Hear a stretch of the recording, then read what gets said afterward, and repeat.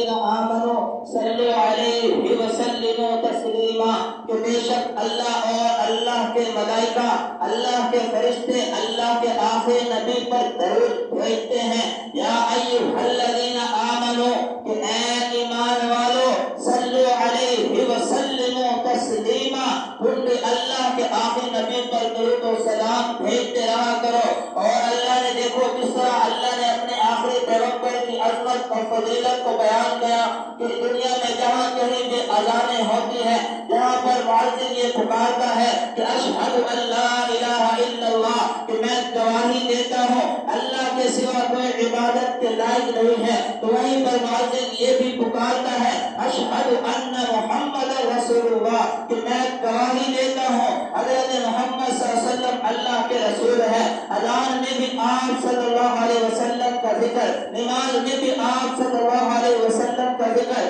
کرنے میں بھی آپ صلی اللہ علیہ وسلم کا ذکر، درود میں بھی آپ صلی اللہ علیہ وسلم کا ذکر، قرآن میں بھی آپ صلی اللہ علیہ وسلم کا ذکر، احادیث میں بھی آپ صلی اللہ علیہ وسلم کا ذکر، تمام مومنین مومنات کی زبانوں پر آپ صلی اللہ علیہ وسلم کا ذکر ہے۔ تو اس طرح اللہ نے اپنے آخری نبی کے ذکر کو بلند کر دیا ہے کہ اے میرے نبی ورفعنا لک ذکرک، کہ ہم نے آپ کے ذکر کو، آپ کے مقام کو، آپ کی عظمت، آپ کے مرتبے کو بلند کر دیا ہے۔ اور اسی طرح دوسرے مقام پر اللہ فرماتے ہیں ما کان محمد ابا احد من رجالکم ولکن رسول اللہ وخاتم النبیین، کہ محمد صلی اللہ علیہ وسلم تمہارے مردوں میں سے کسی کے باپ نہیں ہے، ولکن رسول اللہ، لیکن وہ اللہ کے رسول ہے، وخاتم النبیین، اور تمام نبیوں کو ختم کرنے والے ہیں۔ اس آیت کریمہ کے اندر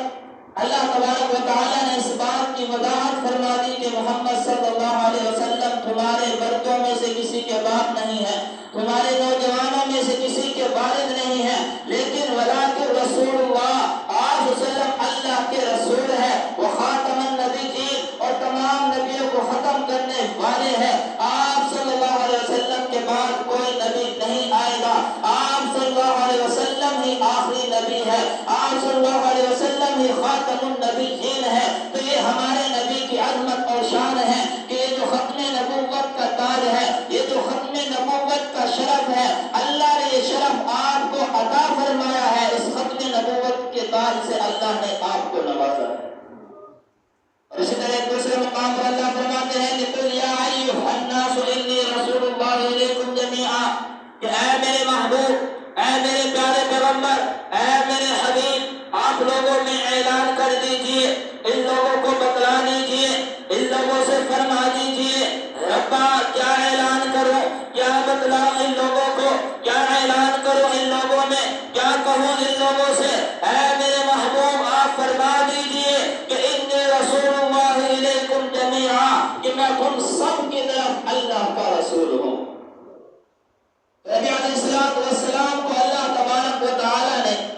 تمام انسانیت کے لیے نبی اور رسول بنا کر بھیجا ہے۔ آپ صلی اللہ علیہ وآلہ وسلم انسانوں کے بھی نبی، آپ صلی اللہ علیہ وسلم جنوں کے بھی نبی، آپ صلی اللہ علیہ وسلم چرندوں پرندوں کے بھی نبی، آپ صلی اللہ علیہ وسلم تمام نبیوں کے بھی نبی، آپ صلی اللہ علیہ وسلم اس تمام کائنات کے تمام انسانیت کے لیے جو ہے آپ صلی اللہ علیہ وسلم کو اللہ نے آخری نبی اور رسول بنا کر بھیجا ہے۔ تو یہ ہمارے نبی کی عظمت ہے، یہ ہمارے نبی کی فضیلت ہے، یہ ہمارے نبی کا مقام و مرتبہ ہے کہ اللہ نے آپ کو تمام انسانیت کے لیے نبی اور رسول بنا کر بھیجا ہے۔ اور اسی طرح میرے بھائی دوستوں بزرگوں، حدیث مبارکہ کے اندر آتا ہے